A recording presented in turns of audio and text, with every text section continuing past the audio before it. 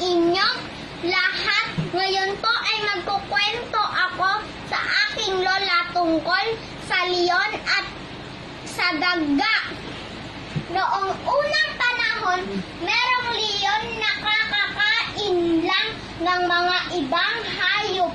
Pagkatapos na nagpahinga ang leon ng mahimbing.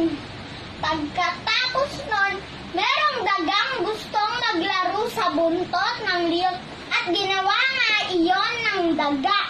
Pagkatapos nun, umangil bigla ang leon. At sabi ng leon, at hinawakan pala ng leon ang daga. At sabi ng leon, masarap kang pagkain aking daga. At pakiusap ng daga, wag po, balang araw matutulungan ko po kayo, hari ng kagubatan. At pinakawalan nga ng leon. Nag-isip ang leon na ang daga ay maitutulong sa hari ng kagubatan. At sumang-ayon ang leon. Pagkatapos nun, ilang araw, masyal ang leon sa gubat. At hindi inaasahan, merong dalawang mangangason na gustong ibitag siya.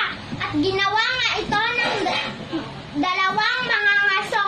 Pagkatapos nun, umahil at umalis ang dalawang mangangaso upang kumuha ng kariton sa bayan. At umangil ng malakas ang leon. At sabi ng leon, pakiusap, tulungan niyo ako.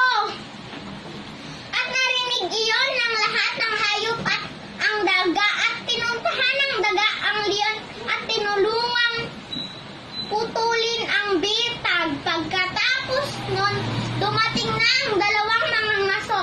At hindi inaasahan ng dalawang mangangaso na may isang kariton. Inaabangan pala sila ng leon. Pagkatapos nun, inatake ng leon ang dalawang mangangaso at tumakbo ng mabilis ang dalawang mangangaso at naiwan ang isang malaking kariton. At simula noon, naging matalik na magkaibigan ang daga at ang leon. Mami Jean, nagustuhan mo ba ang inikwento ko tungkol kay daga at leon? Oo, apo, ang ganda. Henrik, sino ang mga tauhan sa kwento na ang leon at daga? Si leon at si daga at ang dalawang mangaso at ang mga hayop sa gubat. Anong pamagat ng pabula?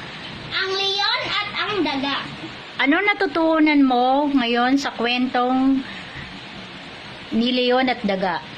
Pwede din naman pong makipagkaibigan sa maliit o kahit malaki. Mami G, maraming salamat sa pakikinig sa kwento ni leon at daga.